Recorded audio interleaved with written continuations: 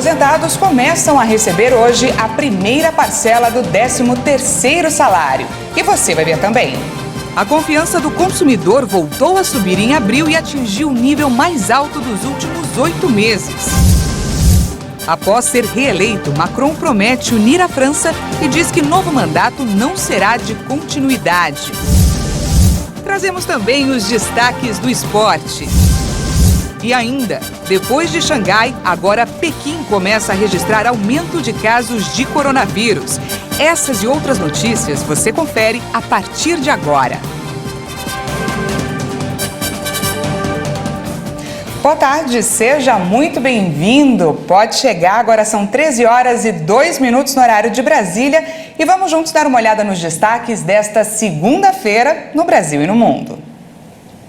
Aposentados e pensionistas começam a receber hoje a primeira parcela da antecipação do 13º salário. Até 6 de maio, mais de 31 milhões de segurados vão ser beneficiados. Os valores do abono anual começam a ser pagos àqueles que recebem um salário mínimo e, em maio, o INSS paga para os que recebem valores acima do mínimo. Este vai ser o 3º ano seguido em que os segurados do Instituto Nacional do Seguro Social ganham o benefício antes das datas tradicionais, em agosto e em dezembro. Em 2020 e 2021, o pagamento aconteceu mais cedo por causa da pandemia de Covid-19. Segundo o Ministério do Trabalho e Previdência, o pagamento do 13º salário vai adiantar a injeção de 56 bilhões e 700 milhões na economia. Desse total, 28 bilhões e 350 milhões correspondem à primeira parcela e o restante à segunda parcela da competência de maio. O Ministério do Trabalho e Emprego esclarece que os segurados que recebem benefício por incapacidade temporária, o antigo auxílio-doença, também têm direito a uma parcela menor do abono, calculada de acordo com a duração do benefício. E, por lei, os segurados que recebem benefícios assistenciais, como o Auxílio Brasil, não têm direito ao 13º salário. A Receita Federal abriu hoje consulta ao lote residual de restituição do imposto de renda da pessoa física de exercícios anteriores. O crédito bancário para mais de 210 mil contribuintes vai estar disponível no dia 29 de abril, com valor de mais de 180 milhões e meio de reais. Para saber se a restituição está disponível, o contribuinte deve acessar a página da Receita na internet, clicar em Meu Imposto de Renda e, em seguida, em Consultar a restituição. E a confiança do consumidor voltou a subir em abril. Segundo a Fundação Getúlio Vargas, o indicador atingiu o nível mais alto dos últimos 8 meses. Após ter recuado em março, o índice de confiança do consumidor avançou 3,8 pontos em abril, fechando em 78,6 pontos. Esse foi o maior nível desde agosto de 2021, quando fechou em 82 pontos. De acordo com a Fundação Getúlio Vargas, o resultado positivo deste mês pode estar relacionado à baixa nos casos e mortes por Covid e ao anúncio de um pacote de medidas para aliviar a pressão da inflação e dos juros, com a liberação de saques do FGTS, antecipação de 13º salário de aposentados e facilitação de acesso ao crédito. Ainda segundo o levantamento, houve diminuição do pessimismo com relação ao mercado de trabalho, mas as famílias continuam cautelosas com relação à realização de compras de alto valor. Com isso, apesar do resultado positivo das perspectivas sobre economia e finanças familiares, a intenção de compras de bens duráveis segue fraca e com tendência indefinida. Houve alta da confiança em todas as faixas de renda, exceto para as famílias com renda mensal entre R$ 2.100 e R$ 4.800. A alta mais forte aconteceu entre consumidores do nível mais baixo. Mudando um pouquinho de assunto, o ministro da Economia, Paulo Guedes, testou positivo para a Covid. Segundo a assessoria de imprensa, os compromissos presenciais do ministro desta semana foram cancelados. Com sintomas leves e tendo tomado as 3 doses da vacina, o ministro manteve a agenda de reuniões virtuais e deve permanecer em isolamento. Na semana passada, Guedes viajou para Washington, nos Estados Unidos, para a reunião anual do Fundo Monetário Internacional e do Banco Mundial, além de participar de encontros do G20.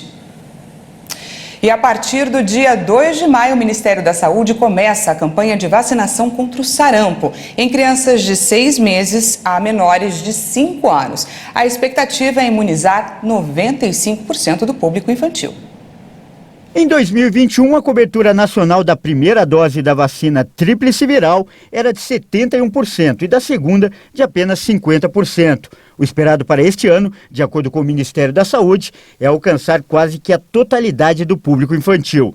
O imunizante protege contra o sarampo, a rubéola e a cachumba. Em 2016, o Brasil recebeu a certificação da eliminação do sarampo pela Organização Pan-Americana da Saúde, a OPAS.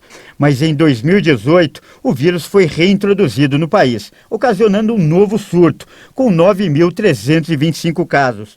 No período de 2018 a 2021, foram confirmados 39.342 casos de sarampo, com 40 óbitos pela doença. Este ano, a Secretaria de Estado de Saúde de São Paulo confirmou 2 casos de sarampo, sendo um registrado na capital paulista e outro na cidade de Cubatão. O sarampo é uma doença infecciosa, transmissível e extremamente contagiosa, que pode levar a complicações e óbitos. Os principais sintomas são febre acompanhada de tosse, irritação nos olhos, nariz escorrendo ou entupido e mal-estar intenso. As principais complicações em crianças são pneumonia, infecções de ouvido e inflamação no cérebro. De acordo com a Sociedade Brasileira de Imunologia, as crianças precisam tomar 2 doses da tríplice viral, com intervalos de pelo menos 1 mês entre elas. O mesmo é recomendado para os adultos. E vamos para os destaques internacionais. Depois que os franceses optaram por mais um ano de mandato de Emmanuel Macron, o país se prepara para novas etapas democráticas, as eleições legislativas. A população vai voltar às urnas em junho para definir o parlamento. O presidente reeleito da França enfrenta a partir desta segunda-feira um desafio duplo: unir um país dividido depois da eleição presidencial e preparar a batalha das legislativas, consideradas como um terceiro turno no país. Pouco depois do anúncio da vitória de Emmanuel Macron no domingo, o primeiro reeleito desde Jacques Chirac em 2002, os rivais anunciaram que vão buscar uma revanche em junho. As eleições parlamentares vão ser realizadas entre 12 e 19 de junho e são fundamentais para que Macron consiga levar adiante o projeto social e ecológico baseado no trabalho, como prometeu no domingo à noite. De acordo com pesquisas, a maioria dos franceses não quer dar ao líder do partido A República em Marcha a maioria parlamentar, como a que teve no primeiro mandato. A falta dessa maioria abriria as portas para a coabitação, modelo pelo qual a França já passou quando, por exemplo, em 1997, Chirac teve como primeiro-ministro o socialista Lionel Jospin. Em um sistema de eleição uninominal em 2 turnos, o partido do esquerdista Jean-Luc Mélenchon, os ecologistas e os comunistas já negociam uma frente comum para obter a maioria dos votos. Em uma extrema-direita dividida, também surgem vozes para apresentar um bloco unitário. Líderes mundiais saudaram Macron por sua vitória. Nesta segunda-feira, os presidentes da China e da Rússia felicitaram o francês pelo novo mandato. O presidente chinês Xi Jinping parabenizou o colega francês Emmanuel Macron nesta segunda-feira pela reeleição para um novo mandato de 5 anos. Em uma coletiva de imprensa, o porta-voz do Ministério das Relações Exteriores de Pequim, Wang Wenbin, destacou os trabalhos desenvolvidos em conjunto entre os países nos últimos anos e falou sobre o futuro da relação. A China sempre viu as relações China-França de uma perspectiva estratégica e de longo prazo. Estamos dispostos a trabalhar com a França, defendendo a aspiração original de independência, compreensão mútua, visão de longo prazo e benefício mútuo, ao estabelecer relações diplomáticas, para levar as relações China-França a um novo nível e beneficiar os 2 povos.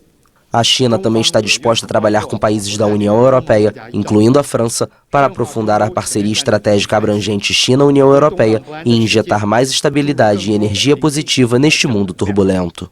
De Moscou, em um comunicado, o presidente da Rússia, Vladimir Putin, felicitou Macron pela reeleição e desejou sucesso no novo mandato. A mensagem divulgada pelo Kremlin vem em um momento de fortes tensões por conta da invasão à Ucrânia. Apesar da crise, Macron conversou diversas vezes com Putin antes e depois que o conflito começou, para buscar, sem sucesso, uma solução.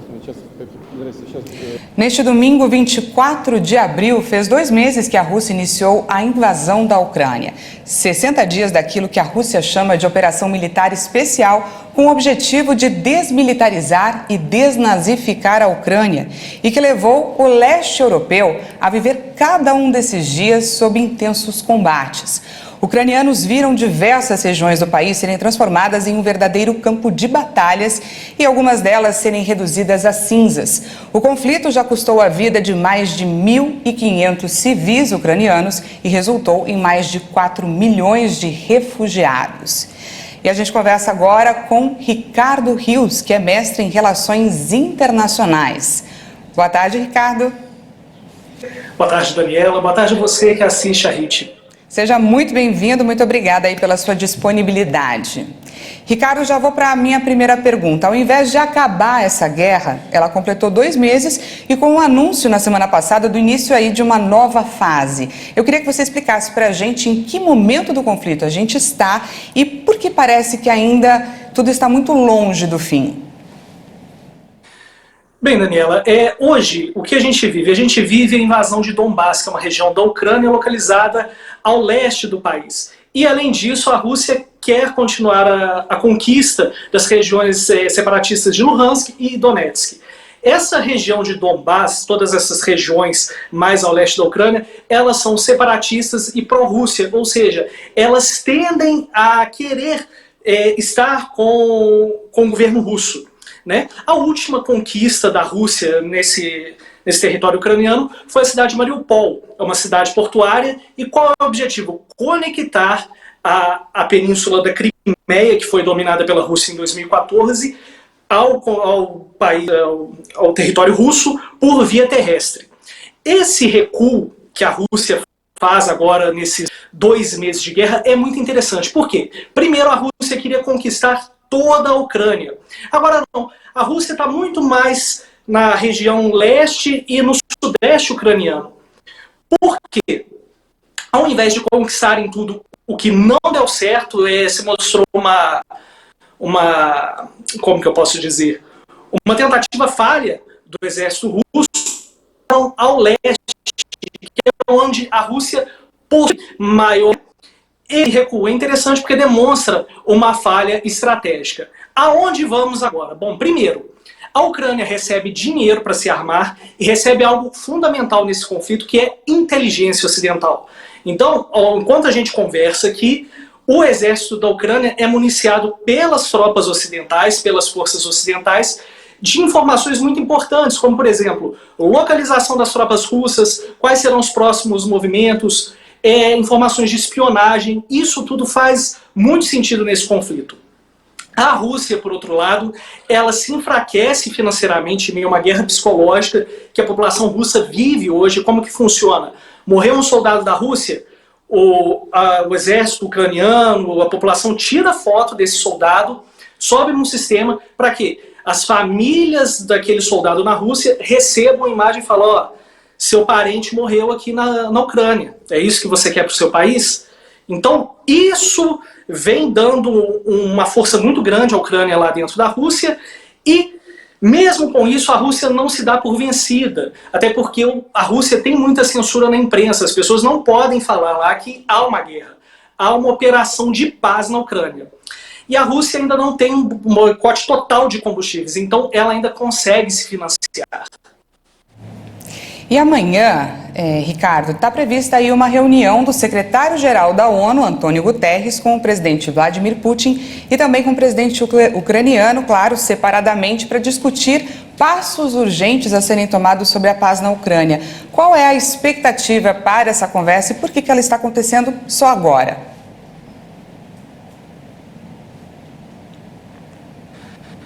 Bom, Daniela e espectadores da RIT, a expectativa em torno dessas reuniões é mínima. Por quê? A ONU, nos últimos anos, a ONU sumiu de 2 conflitos importantíssimos. O primeiro é o Nagorno-Karabakh, entre a Armênia e Azerbaijão, que a ONU não participou de praticamente nada, apenas soltou notas, não teve nenhum papel relevante no assunto, e fez muito pouco agora na americanas do Afeganistão. Então, você não teve uma participação efetiva como se esperava da ONU nesses dois cenários. Ricardo, a gente está tendo um probleminha de conexão, infelizmente a gente não consegue te ouvir de forma clara. Infelizmente a gente teve um problema com essa entrevista, mas a gente conseguiu ver um pouco sobre essa situação entre Rússia e Ucrânia, né? Um fim ainda um pouco distante. Mas mais informações a gente continua trazendo aqui para vocês ao longo da nossa programação. E a gente vai agora para um rápido intervalo e na volta trazendo os destaques do esporte. E ainda, depois de Xangai, agora Pequim começa a registrar aumento de casos de coronavírus. Nós voltamos já.